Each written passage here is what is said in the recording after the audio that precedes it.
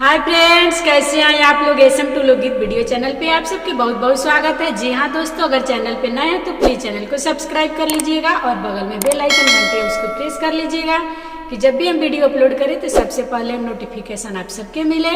ऐसे महंगाई में मेहमान चले आते हैं, ऐसे महंगाई में मेहमान चले आते हैं।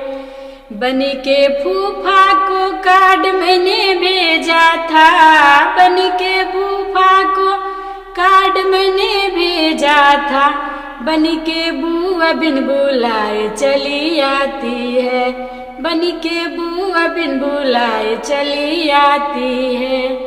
आप तो आप संग बच्चों को लेकर आती है, काम कुछ करना नहीं मस्त पड़े खाती है, काम कुछ करना नहीं मस्त पड़े खाती है।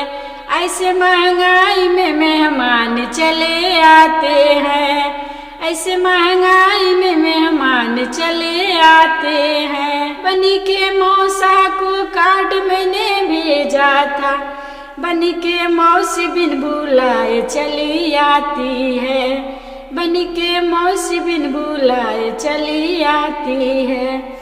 आप तो आप संगे बच्चों को लेकर आती है, आप तो आप संगे बच्चों को लेकर आती है। काम कुछ करना नहीं मस्त पड़े खाती है, काम कुछ करना नहीं मस्त पड़े खाती है। ऐसे महंगाई में मेहमान चले आते हैं, ऐसे महंगाई में मेहमान चले आते हैं।